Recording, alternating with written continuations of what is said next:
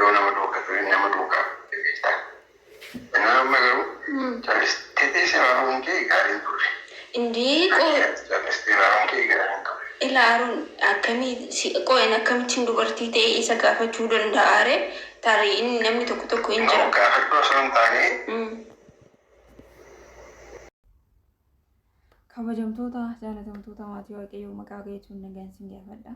Akkam jirtu akkam turtanii akkam isaa kanaaf yeroo kana eegdanii amiin waaqayyoof galanni haa ta'u ani nagaa kootiin jira isinis bakka nagaa taatanii baga jiraattan jecha akkasumallee immoo warroonni viidiyoo kee laayik sheer gootanii galatuma ulfaadhaan isiniin jedha obboloota kiyyaa.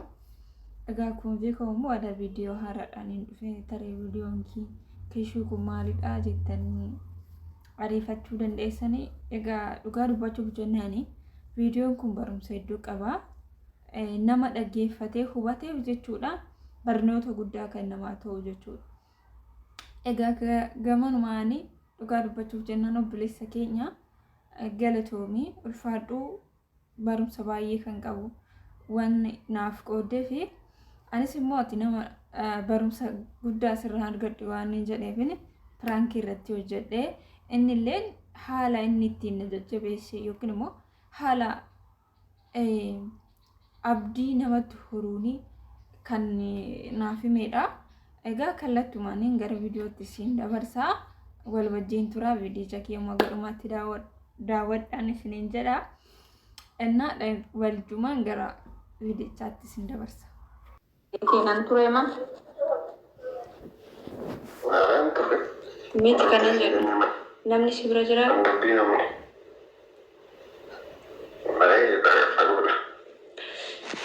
Dhugaaruun barri waan tokko si malee dhageetiin gara kee dhufee si barbaadee tureyyuu gaaruun hin qaane. Beekwaan jechuun ati nama kaanirraa addaa yookiinis immoo furmaata naaf laatta jedheetiin bakka ishii dubbisuun qabaadee tananii.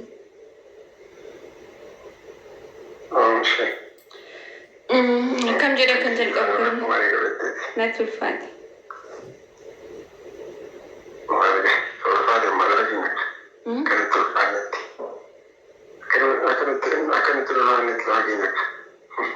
Bargaafichi garuu ulfaatu waan natti ulfaate malee osoo kanuma jiru wanta hin jirre osoo hin taane kanuma jiru xiqqoo beektame irra dubartii ta'eetu man qaaneffadhe malee.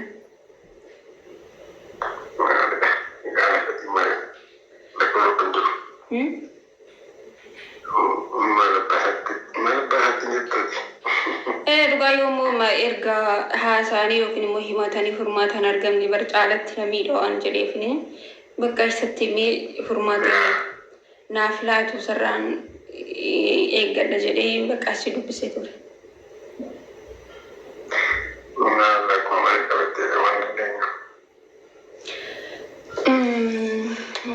Natti ulfaate dhugaa akkam jedhee dubbadha.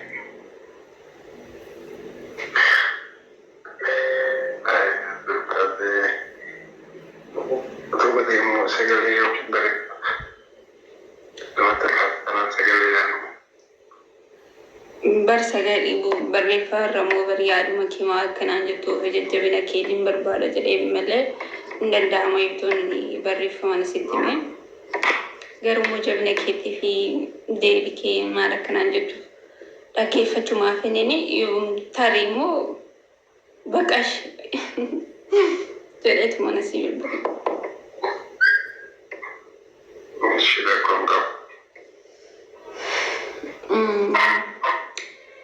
Bakka shennaan ati furmaata akkanaa kennituuf hin dhufne maallaan jettaate akka yaada keetti.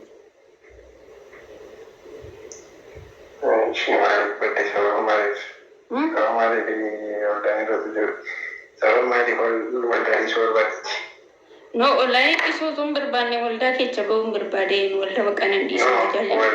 Waldaan maaliif sababni isaa maalidhaan jedheen immoo?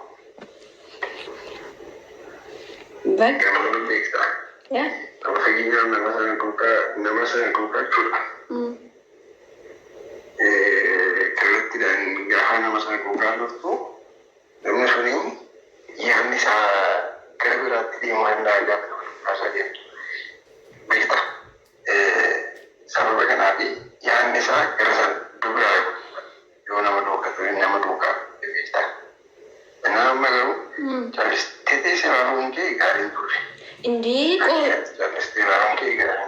laaruun akkamii qo'een akkamittiin dubartii ta'ee isa gaafachuu danda'aare tarii inni namni tokko hin jira. Gaafachuu osoo hin taane beektaa bakka barnoota keessa taa'e erga waan tokko hin baranne yookiin wanta tokko hin qabanne maallaa godhaare jedhee yaade kana. Nyaanni keessa bira jira.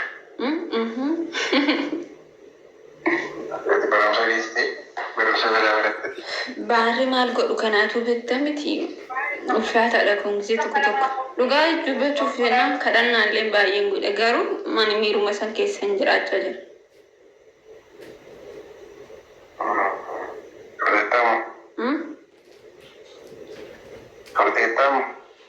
Bakka ergaan gara waldaa keenya dhufe ergaatti deemte booda jechuudha duraallee hin beekuun ture.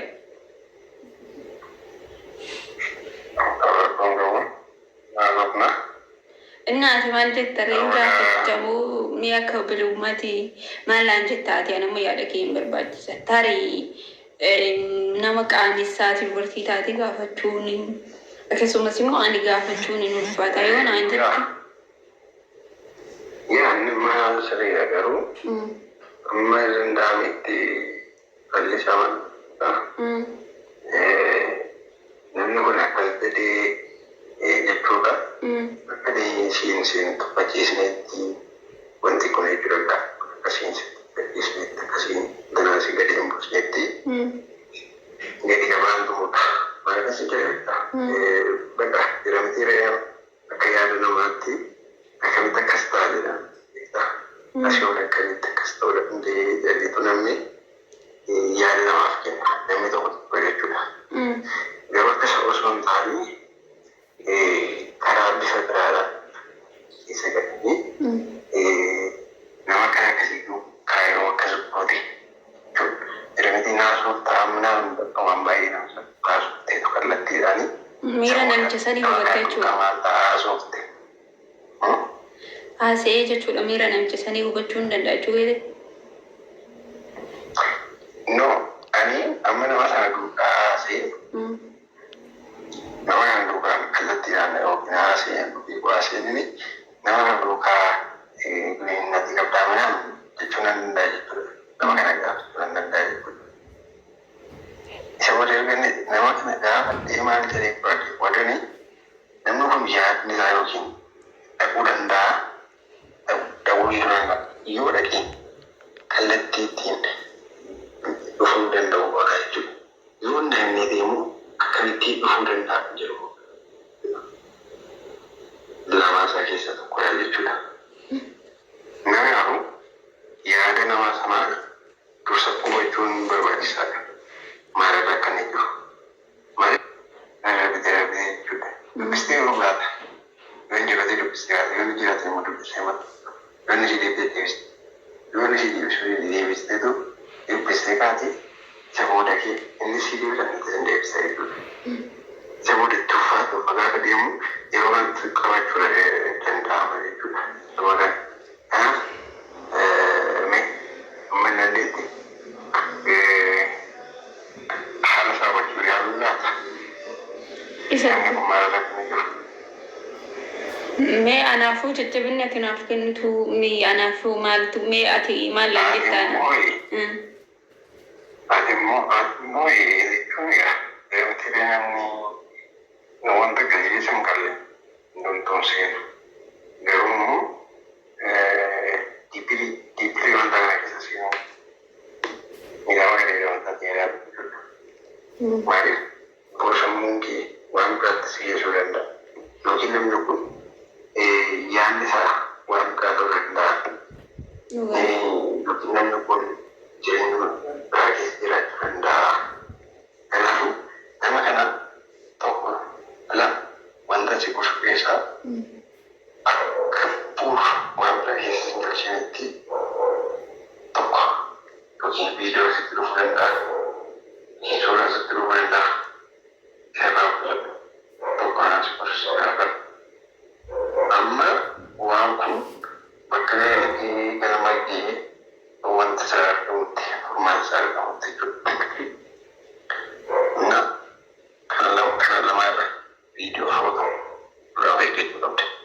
Maaliif tuukaa wanta akkasii hordoftuu viidiyoo hordoftuu suuraa hordoftuu bakka yaadni kiyya jirra taa'aadha. Waan kana bakka dirqama argachuun qaba jettee yaaduu dandeessa ammoo jedha. Garuu argachuu dhiisuu dandeessa. Ilaala qaama jechuudhaan suura isaa yookiin bareedina isaa irratti osoo hin taane garuu nanaan kan na wajjin beektaa bakka ciccimina isaa yoonis beekaan akkas malee yaani bareedu.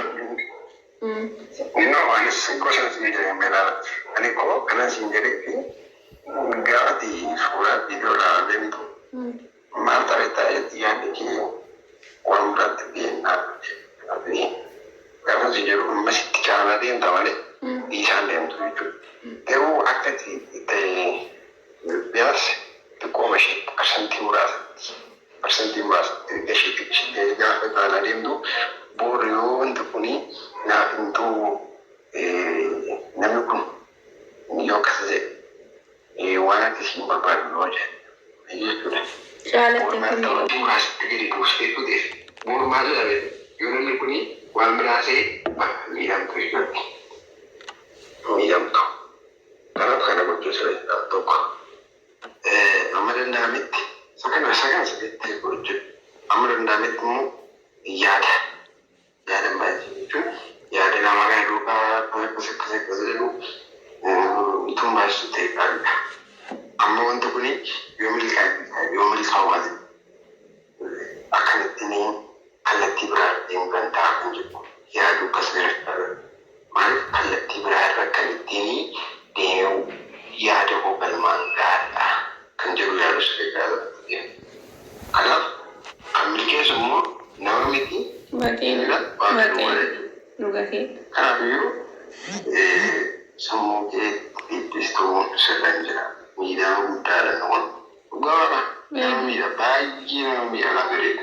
Dhugaadha Haruun eebbi. Kanaaf kana isaa goosirra jiraata parsantii muraasa gara 30-20 deebisiiti taa'ee dhaggeeffatu. Malee yaadaan baay'ee fagaattee waan biraa keessa galtee yaadu. Nama kana bakka amma maalitti yaaduu dandeetta bakka isti hin ta'u yoo ta'es rakkoo yoo ta'e rakkoo yoo hin ta'es bakka kan kiyya miti waan ta'eef rakkoo gootee kana ta'uu garuu ta'uu qabaa hin ta'uu jettee komersiisaa jirta jirta zaarani gadeedha. Miidhamni isaa gadeedha. Kanaafuu kana gochuutu sirra jiraata amma danda'ametti warraan kanas hin jireenya kallattii muraasatti deebisanii sammuu keedhaaf yaadaa deemu xiyyeeffannaa hojii keessatti godhi. Gaafa kana galee hojii dagattaa waan baay'ee jira waan baay'ee jira wanta dheeraa fi wanta akkasii sammuu kee parsantii waan deebisii yaadiitti.